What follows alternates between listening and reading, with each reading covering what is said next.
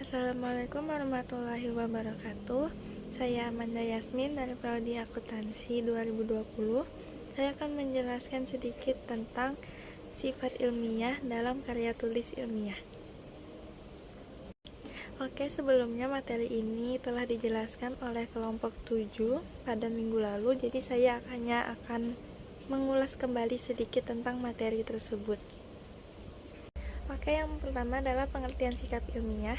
Sikap ilmiah adalah suatu sikap menerima pendapat orang lain dengan baik dan benar, tanpa mengenal putus asa dengan ketekunan dan keterbukaan. Sikap ini harus ada pada diri seorang ilmuwan ketika menghadapi masalah ilmiah untuk dapat melalui proses penelitian yang baik dan hasil yang baik pula. Lalu, ada pengertian karya ilmiah. Karya ilmiah yang ditulis dan diterbitkan laporan yang menyajikan hasil penelitian atau studi yang telah dilakukan oleh seorang individu atau tim untuk memenuhi aturan dan etika ilmu dikonfirmasi dan dipatuhi oleh komunitas ilmiah. Pengertian karya ilmiah menurut ahli adalah menurut Brotowojoyo, karya ilmiah merupakan karangan ilmu pengetahuan yang menampilkan fakta dan dibuat dengan menggunakan metodologi penulisan yang baik dan benar. Oke, selanjutnya adalah tujuan karya ilmiah. Yang pertama, sebagai wahana untuk melatih ide tersurat atau hasil penelitian dalam bentuk karya ilmiah yang sistematis. 2. Menjadi wahana transformasi pengetahuan antar sekolah dan masyarakat. 3. Menjadi foster etos ilmiah di kalangan mahasiswa, sehingga tidak hanya konsumen pengetahuan, tetapi juga mampu menjadi produsen berpikir menulis di bidang ilmu pengetahuan. 4. Membuktikan pengetahuan dan potensi ilmiah yang dimiliki oleh siswa dalam menghadapi dan memecahkan masalah dalam bentuk karya ilmiah yang bersangkutan setelah mendapat pengetahuan. Dan kelima dan yang terakhir yaitu melatih keterampilan dasar untuk melakukan penelitian. Oke, selanjutnya ada tata cara penulisan karya ilmiah. Aturan pengetikan, yang pertama ada font, spasi, dan ukuran kertas. Kertasnya A4, jenis font stem Neuropan, ukuran font 12 dan spasi 1.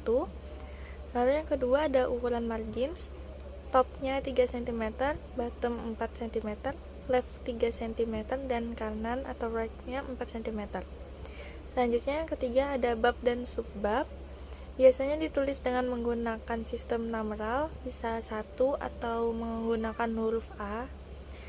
Yang keempat, jarak antar bab. Jika penulisan skripsi, jarak antar bab satu dengan bab lainnya dibutuhkan jarak halaman, alias memerlukan ganti halaman untuk membuat bab baru.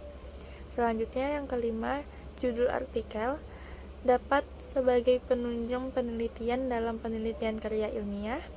Selanjutnya penulisan paragraf. Aturan penulisan yang diantaranya adalah sebagai dengan alinea baru diketik dalam atau menjorok sebanyak 7-8 karakter atau sekitar 1,25 cm.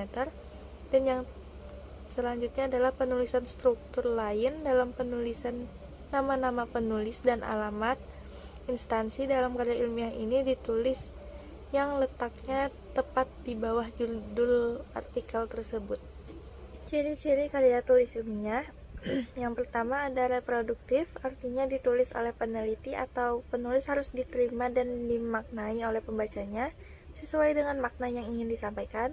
Kedua, tidak ambigu, yaitu harus memberikan pemahaman secara detail dan tidak dikemas dengan bahasa yang tidak membingungkan. Yang ketiga, menggunakan bahasa baku, meliputi setiap aspek penulisannya, mulai dari penulisan sumber, teori, hingga penulisan kesimpulan. Yang keempat, menggunakan kaidah keilmuan, itu harus menggunakan kaidah keilmuan atau istilah-istilah akademik dari bidang penelitian sang penulis. Yang kelima, yaitu bersifat dekoratif, artinya penulis karya ilmiah harus menggunakan istilah atau kata yang memiliki satu makna. 6. Terdapat kohesi, yaitu memiliki kesinambungan antara bagian dan babnya, dan bersifat straightforward, maksudnya ialah tidak bertele-tele atau tepat sasaran. Selanjutnya yaitu bersifat objektif. Hal ini sangat penting karena karya ilmiah tidak dibuat berdasarkan perasaan penulisnya. Yang terakhir, menggunakan kalimat efektif. Selanjutnya ada tahapan sistematika penulisan karya tulis ilmiah. Yang pertama ada bagian awal.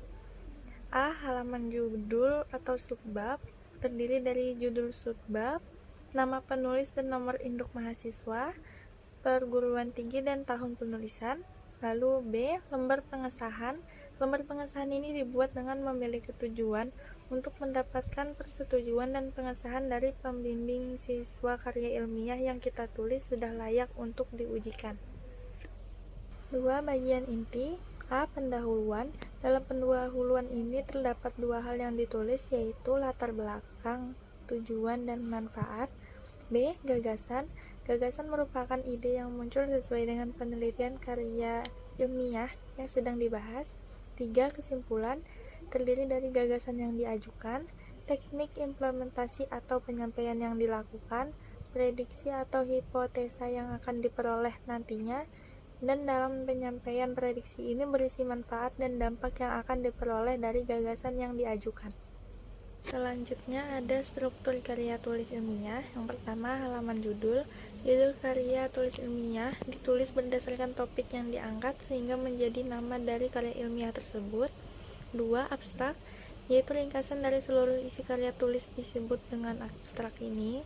Yang ketiga, pendahuluan yang terdiri dari latar belakang masalah, identifikasi masalah, pembahasan masalah, perumusan masalah, tujuan pembahasan, dan kemaknawian tulisan. Keempat, ada kerangka teoris yang berisi penjelasan tentang hasil kajian terhadap teori dan hasil-hasil penelitian yang sudah ada. Kelima, metode penelitian atau prosedur penelitian yang menjadi petunjuk penulis untuk meneliti dengan langkah-langkah yang benar. Dan yang keenam, ada pembahasan. Bagian ini harus mendapatkan porsi tulisan yang paling banyak dibandingkan dengan bagian lainnya. Apa yang tertulis pada bagian kerangka teoretis akan digunakan semaksimalnya pada bagian ini. Jenis-jenis karya tulis ilmiah ada artikel atau tulisan yang berisi opini penulis atas permasalahan tertentu yang diangkat. Ada makalah, yaitu jenis karya tulis ilmiah yang dalam proses penulisannya dibutuhkan data studi lapangan sehingga bersifat empiris dan objektif. Lalu ada skripsi yang disusun oleh mahasiswa untuk mendapatkan gelar strata 1 atau S1. Lalu ada work paper yang hampir mirip dengan makalah tetapi analisisnya lebih mendalam. Selanjutnya ada paper, strukturnya mirip dengan makalah tetapi lebih sederhana, permasalahan lebih dipersempit agar dapat terfokus pada satu inti. Yang terakhir ada tesis, strata 2 atau S2 atau master.